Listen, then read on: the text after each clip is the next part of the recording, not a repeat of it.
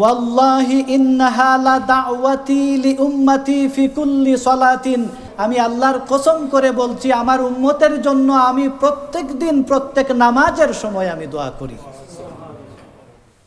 Bukhari and মুসলিম, লিকুল্লি নাবিয়িন দাওয়াতুন মুস্তাজাবাতুন ইয়াদউ বিহা।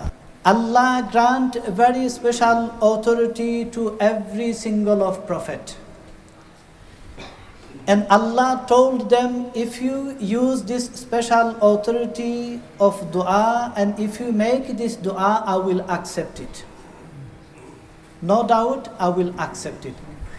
So every single of prophet, they have faced so much trial and tribulation during their lifetime. They have to use their special authority of dua. Every single of prophet, they have utilized it. Except our beloved Prophet of Allah sallallahu alaihi wasallam, he didn't utilize his special authority of dua and he has reserved it for us. Welcome to Islah Media. Assalamu alaikum wa rahmatullahi wa barakatuh.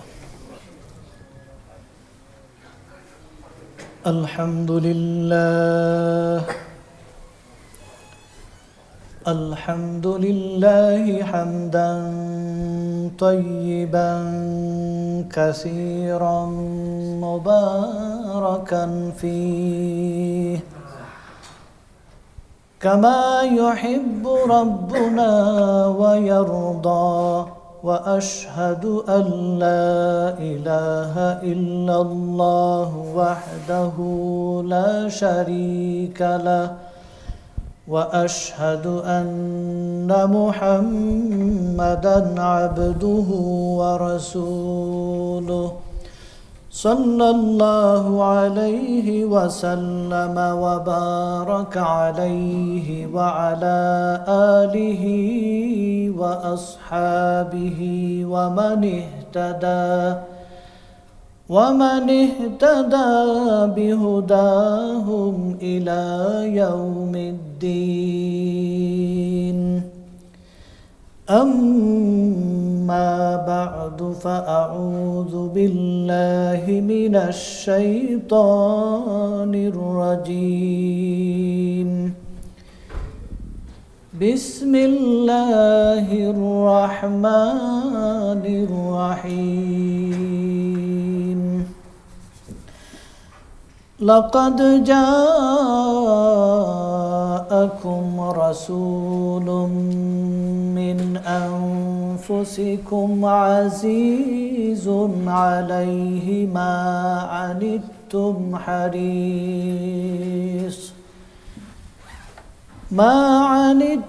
حريص عليكم بالمؤمنين رؤوف رحيم.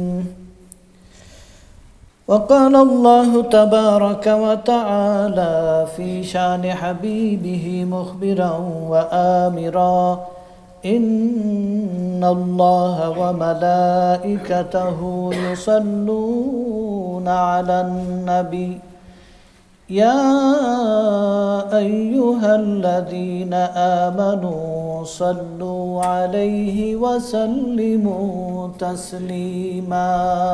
اللهم صل على سيدنا مولانا محمد وعلى آل سيدنا مولانا محمد.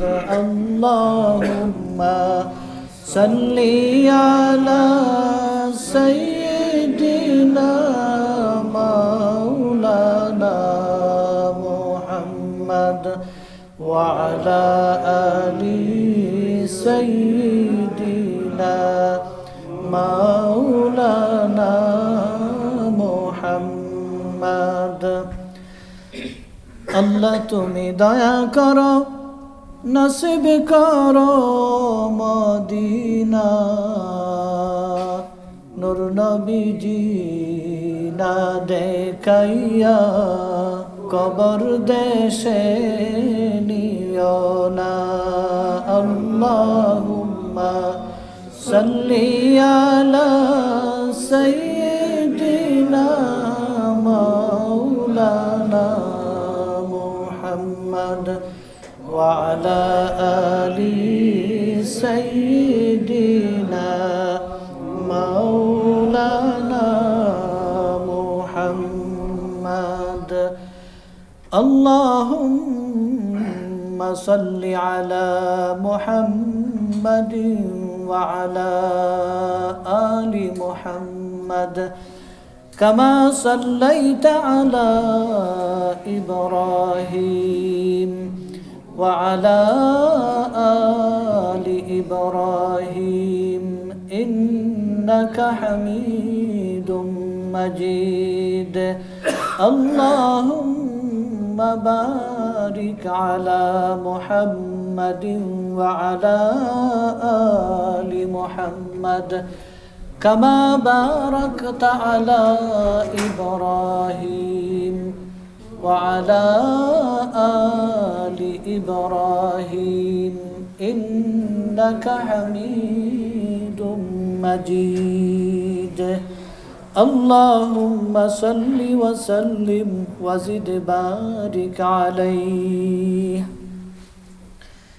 সম্মানিত আমার বাবার বয়সী শ্রদ্ধাভাজন মুরব্বিয়ানে কেরাম, আমার প্রিয় মুসল্লিয়ানে আজম, আর goat থেকে যারা শুনছেন, আমার মায়ের জাতি, সবাই মিলে মহান আল্লাহ সুবহানাহু ওয়া তাআলার দরবারে অন্তরের অন্তঃস্থল থেকে শুকরিয়া আদায় করি যে আল্লাহ সুবহানাহু ওয়া তাআলা আমাদেরকে রাহমাতাল লিল আলামিন, রাউফুর রাহিম, শফিউল মুযনবিন, সৈয়দুল মুরসালিন নবী মুহাম্মদুর রাসূলুল্লাহ সাল্লাল্লাহু আলাইহি ওয়াসাল্লামের উম্মত হওয়ার যে সৌভাগ্য যে আল্লাহ আমাদেরকে দান করেছেন, সেই আল্লাহর শুকর অন্তর থেকে আদায় করি, বলি আলহামদুলিল্লাহ।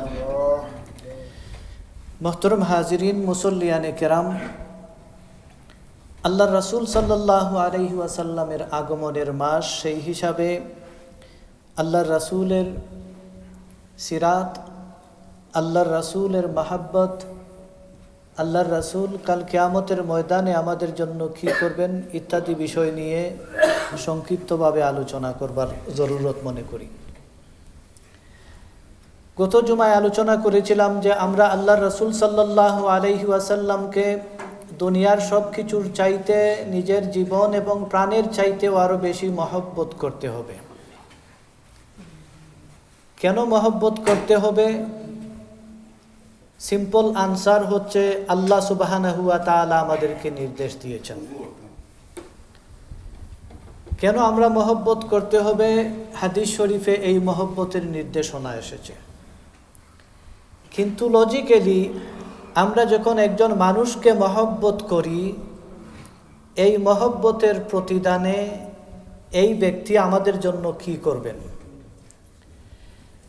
একজন ব্যক্তি, একজন মানুষ যদি স্বাভাবিক জীবনে আমার যদি উপকার করেন, আমার আপদে বিপদে বিভিন্ন সুযোগ সুবিধায় যিনি আমার জন্য সব সময় কল্যাণ কামনা করেন, যিনি আমার জন্য জীবনের সব সুখ শান্তি বিসর্জন দিতে পারেন, এমন কেউ যদি আপনার আমার জীবনে হয় সব সময় থাকে, তাহলে অটোমেটিক্যালি মোরালি লজিক্যালি এই মানুষের প্রতি আমাদের মহব্বত হওয়াটা স্বাভাবিক।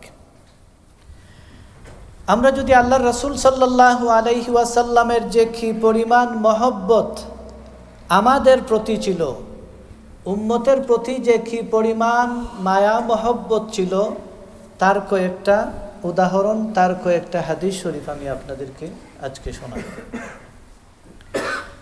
আল্লাহ সুবহানাহু ওয়া তাআলা কুরআন মাজিদে বলছেন, হারিসুন আলাইকুম বিল মুমিনিনা রাউফুর রাহিম। মুহাম্মাদুর রাসূলুল্লাহ সাল্লাল্লাহু আলাইহি ওয়াসাল্লাম হচ্ছেন রাউফুর রাহিম মুমিনদের জন্যে। হারিসুন আলাইকুম, সব সময় যেই নবী আমাদের জন্য, আমাদের কল্যাণের জন্য সব সময় লালায়িত থাকতেন, আকাঙ্ক্ষা করতেন সব সময় যে আমার উম্মতের কি হবে, আমার উম্মতের দুনিয়া এবং আখেরাতে কিভাবে কল্যাণ হয়, তারা কিভাবে জাহান্নাম থেকে বেঁচে জান্নাতি হবে, এই প্রত্যাশা, এই ছিল আল্লাহর রাসূলের দিনরাত 24 ঘন্টার চাওয়া পাওয়া। মুহতারাম হাজিরিন, মুসল্লিয়ানে কেরাম, কাল কিয়ামতের ময়দানে সূর্য যখন একেবারে মাথার উপরে চলে আসবে, মানুষ গরমে অশান্তির জ্বালায় মানুষ হাহাকার হয়ে পেরেশান হয়ে চতুর্দিকে দৌড়াদৌড়ি করবে। এই মহা বিপদের সময়ে প্রত্যেক নবী এবং রাসূলরা রব্বি নাফসি রব্বি নাফসি বলে তারা কাঁদতে থাকবেন, বলতে থাকবেন। আর সাধারণ মানুষের অবস্থা যে কি হবে তার তো বলার কোনো দরকার পড়ে না। যেখানে নবী এবং রাসূলরা রব্বি নাফসি রব্বি নাফসি, হায় আল্লাহ আমার কি হচ্ছে, আমার কি হতে যাচ্ছে, কি হবে, এই চিন্তায় নবী এবং রাসূলরা যখন পেরেশান থাকবেন, সাধারণ মানুষের পেরেশানের তো আর সীমাই থাকবে না। এমনই মুহূর্তে যেই নবী মুহাম্মদুর রাসূলুল্লাহ সাল্লাল্লাহু আলাইহি ওয়াসাল্লাম রব্বি নাফসি বলবেন না, বরঞ্চ সেই মহা বিপদের কালেও যেই নবী আপনার আমার জন্য কাঁদতে থাকবেন, আপনার আমার জন্য বলতে থাকবেন রব্বি উম্মতি রব্বি উম্মতি রব্বি উম্মতি। কাল কিয়ামতের ময়দানে সমস্ত মানুষ চতুর্দিকে দৌড়াদৌড়ি করে আল্লাহর দরবারে গিয়ে অনুরোধ করবে। অনুরোধ করার জন্য একজন প্রতিনিধি পাঠানোর জন্য সব নবী এবং রাসূলদের দরবারে যাওয়া হবে। প্রত্যেক নবী এবং রাসূলরা বলবেন, আজকের এই বয়াল মাঠে, এই মহা বিপদের এই মুহূর্তে আমাদের সাহস হচ্ছে না আল্লাহর দরবারে গিয়ে কোনো আরজি পেশ করার। একে একে সব নবী এবং রাসূলদের দরবার থেকে মানুষরা ফিরে আসবেন।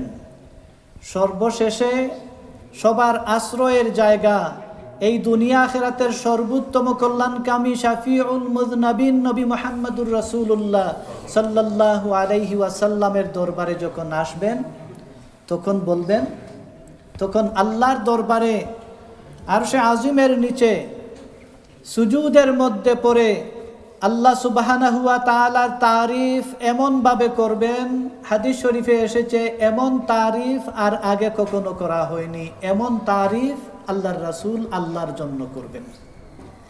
আল্লাহ সুবহানাহু ওয়া তাআলা বলবেন, সাল তুতা, হে আমার হাবিব আপনার মাথা উপরে তুলেন, আপনি যা চাইবেন আমি তা আপনাকে দিয়ে দিব।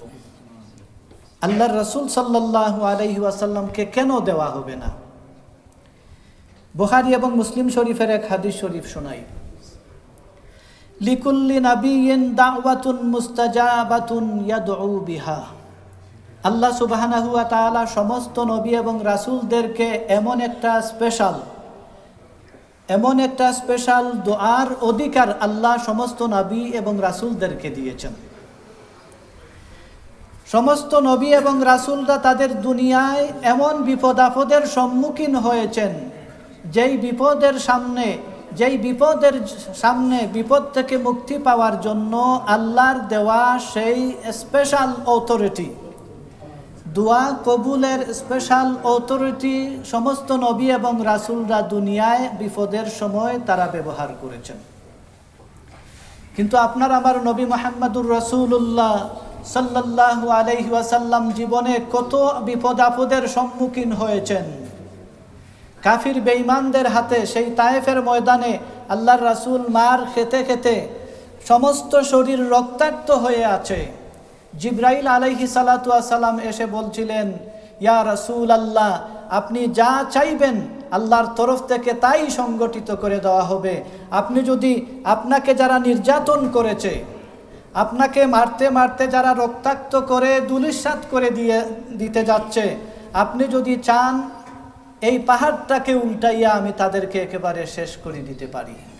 আল্লাহর রাসূল সাল্লাল্লাহু আলাইহি ওয়াসাল্লাম মহান দয়ালু, আল্লাহর রাসূল সাল্লাল্লাহু আলাইহি ওয়াসাল্লাম বলছিলেন, এরাই হয়তো ফিউচারে, এরাই হয়তো ভবিষ্যতে আমার উম্মত হয়ে আমার উম্মত হয়ে জান্নাতি হয়ে যাবে, এই আকাঙ্ক্ষা, এই কামনা আমার কাছে, এই আশা, এই দোয়া আল্লাহর দরবারে করি। সুতরাং তাদের জন্য বিপদ দিয়ে তাদেরকে ধ্বংস হবে করতে আমি চাই না।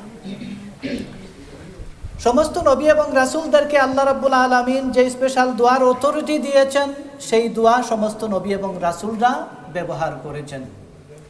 কিন্তু আপনার আমার নবী রাউফুর রাহিম, হারিসুল আলাল মুমিনিনা রাউফুর রাহিম নবী সাল্লাল্লাহু আলাইহি ওয়াসাল্লাম সেই স্পেশাল অথরিটি কাল কিয়ামতের জন্য আমাদের জন্য রিজার্ভ করে রেখেছেন।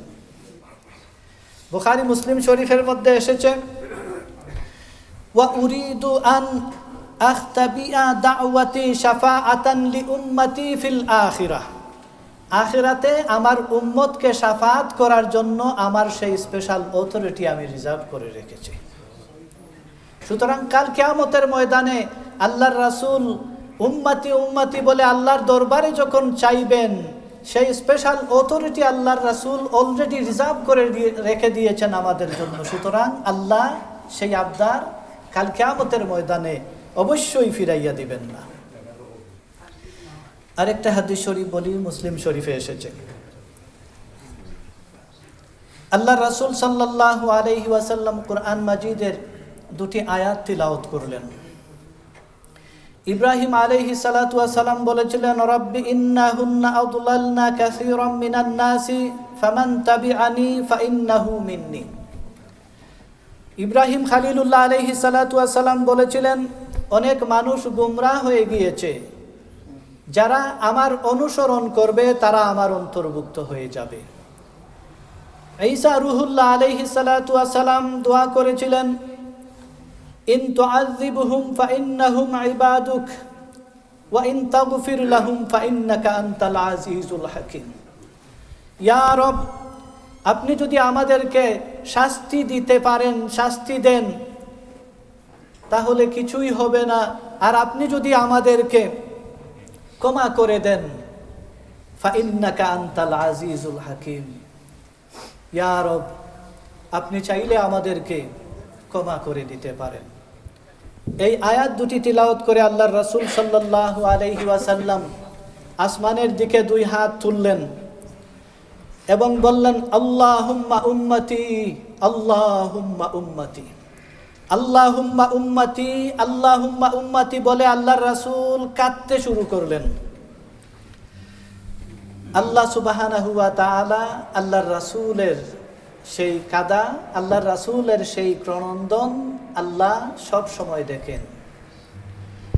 আল্লাহ সুবহানাহু ওয়া তাআলা জিবরাইল আলাইহিস সালাতু ওয়াস সালামকে বললেন, ইযহাব ইলা মুহাম্মাদিন, হে আমার জিবরাইল, তুমি যাও আমার হাবিব মুহাম্মদ সাল্লাল্লাহু আলাইহি ওয়াসাল্লামের দরবারে এবং তুমি বলো, আ'লামু, আমি জানি আমার রাসূলকে কোন জিনিসে কাঁদাচ্ছে। আল্লাহ বলছেন, হে জিবরাইল, আমি জানি আমার রাসূলকে কোন জিনিস কাঁদাচ্ছে, তবুও তুমি যাও, গিয়ে আমার রাসূলকে জিজ্ঞাসা করো আমার রাসূল কেন কাঁদছেন। জিবরাইল আলাইহিস সালাতু ওয়াস সালাম এসে বললেন, ইয়া রাসূলুল্লাহ, আল্লাহ আমাকে পাঠিয়েছেন, আমি জানতে চাই আপনি কেন কাঁদছেন। যদিও আল্লাহ জানেন, কিন্তু তবুও আমি আপনাকে জিজ্ঞাসা করছি, ইয়া রাসূলুল্লাহ, আপনি কেন কাঁদছেন। আল্লাহর রাসূল সাল্লাল্লাহু আলাইহি ওয়াসাল্লাম বললেন, আল্লাহুম্মা উম্মতি, আল্লাহুম্মা উম্মতি।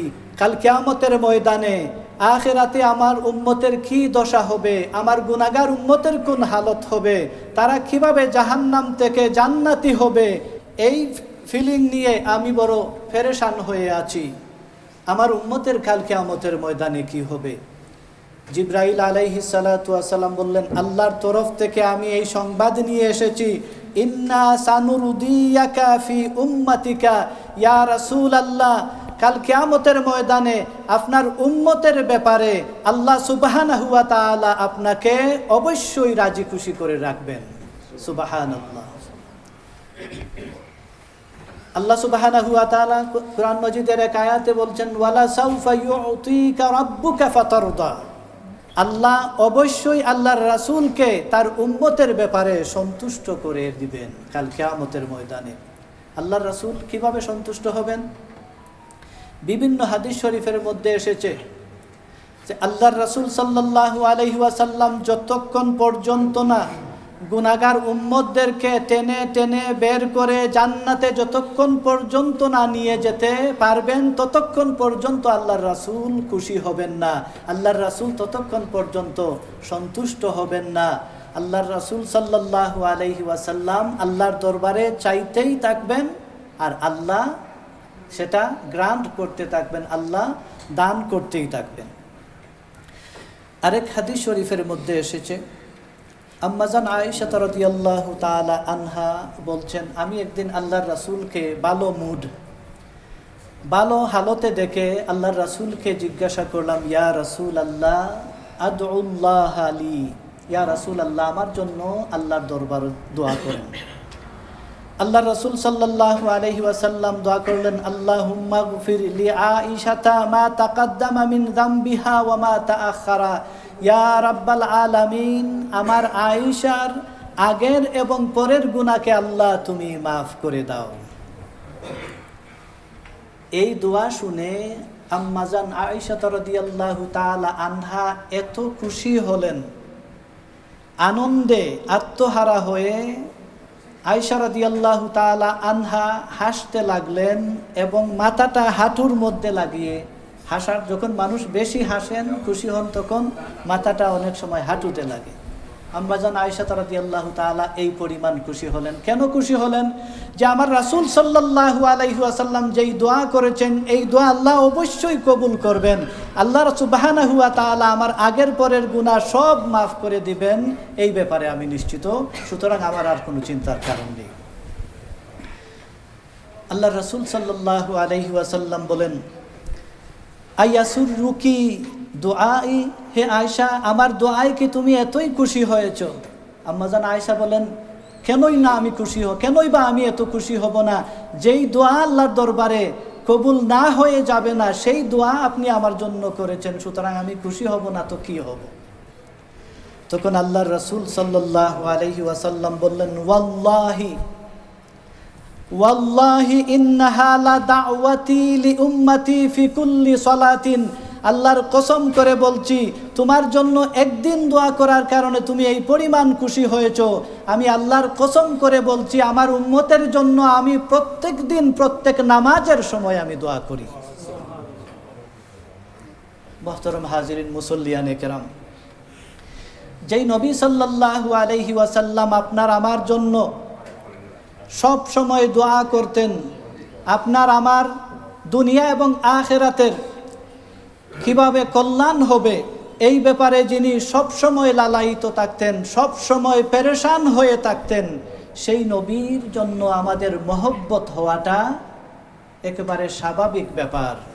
আর এই মহব্বত হাসিলের মাধ্যম হচ্ছে আল্লাহ সুবহানাহু ওয়া তাআলার এই রাসূল সাল্লাল্লাহু আলাইহি ওয়াসাল্লামকে মহব্বত করা, মহব্বত অর্জনের সমস্ত মাধ্যম যেন আনন্দ চিত্তে গ্রহণ করা, আল্লাহর রাসূলের সমস্ত হুকুম আহকাম শরীয়তকে আনন্দ চিত্তে গ্রহণ করে পালন করা, আল্লাহর রাসূলের উপর বেশি করে সালাত ও সালাম পেশ করা।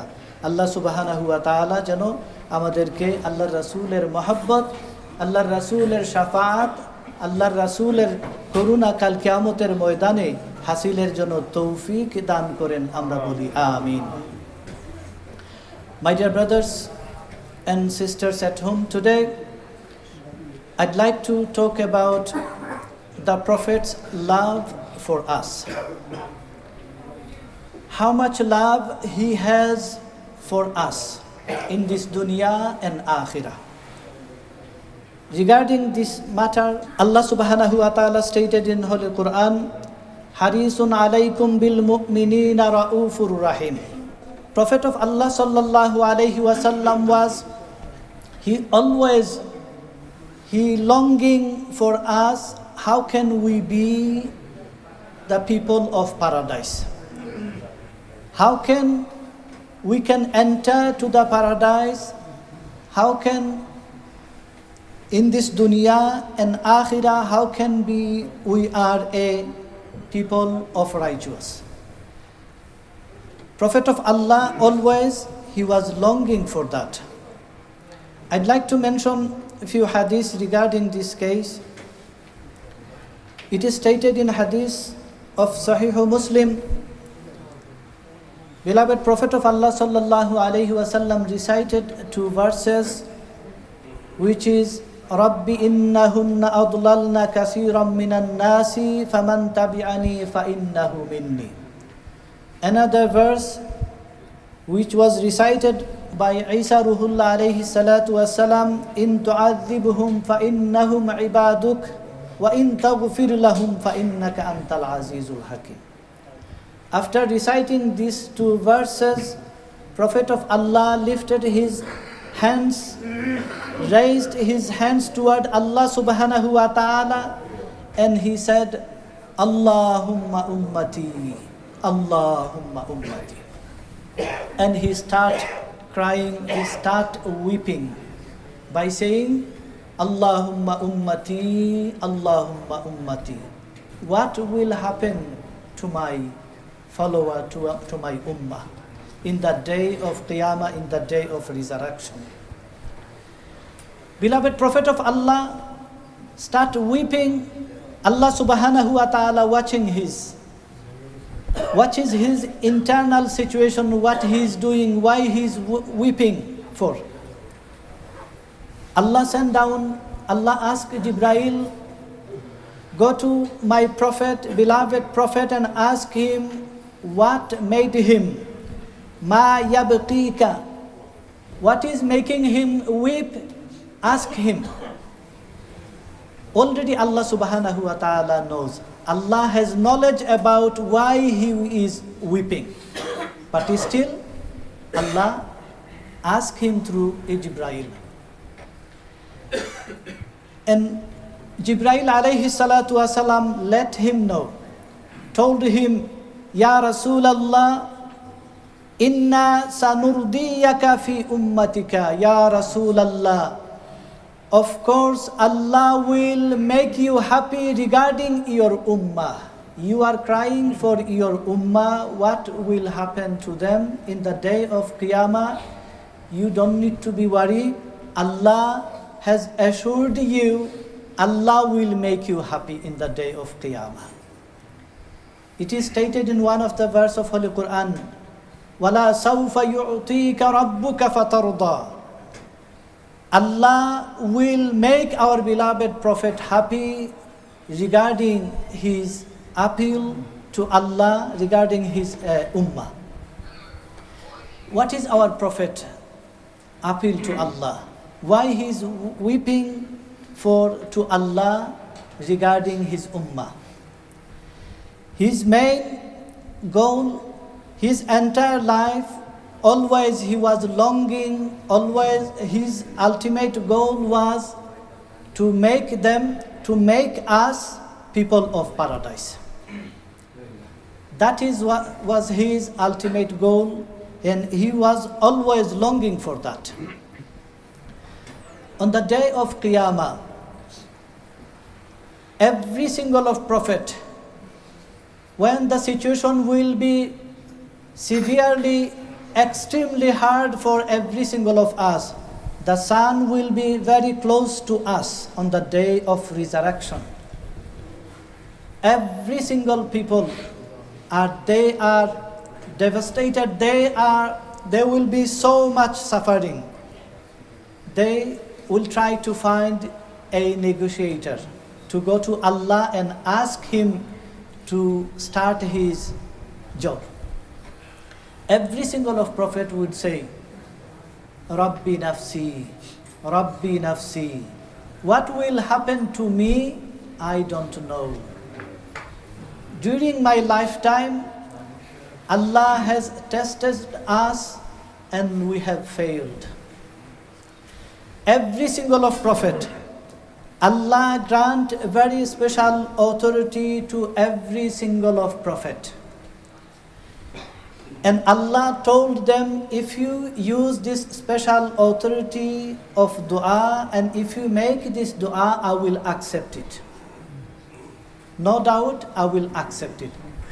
So every single of Prophet, they have faced so much trial and tribulation during their lifetime, they has to use their special authority of dua. Every single of prophet, they have utilized it. Except our beloved Prophet of Allah sallallahu alaihi wasallam, he didn't utilize his special authority of dua, and he has reserved it for us. It is stated in Sahihul Bukhari and Muslim, لِكُلِّ نَبِيٍّ دَعْوَةٌ مُسْتَجَابَةٌ يَدْعُو بِهَا. Every single of prophet, they have utilized their dua. So Prophet of Allah sallallahu alaihi wasallam, he reserved his special authority for us on the day of resurrection. We are a sinner ummah. Prophet of Allah will intercede for the sinner ummah on the day of Qiyamah. Prophet of Allah will not be happy until he take out all of his sinner ummah from hellfire to paradise. Until that, he will not be happy.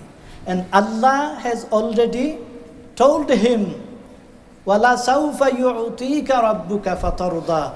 Oh my Prophet, I assured you, I will make you happy on the day of Qiyamah. Our Prophet will not be happy until he take out his sinner ummah from hellfire to paradise.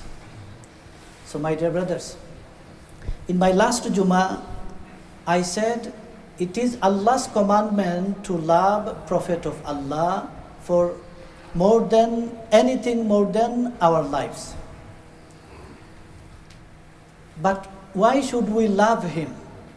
But can you imagine what he will do for us in this dunya and what he will do for us in this akhirah? We can imagine from all of these ahadith, he sacrificed his entire life. He sacrificed everything for us. So if a person sacrifices everything for us, why shouldn't I love him from our bottom of the heart? It is a moral and logical duty.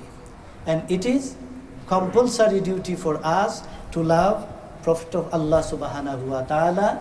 He will intercede us. He will not be happy until he will enter us to the paradise. I ask Allah subhanahu wa ta'ala grant us special mahabba toward beloved Prophet of Allah subhanahu wa ta'ala. Jazakumullahu khair for listening. Assalamu alaikum wa rahmatullah.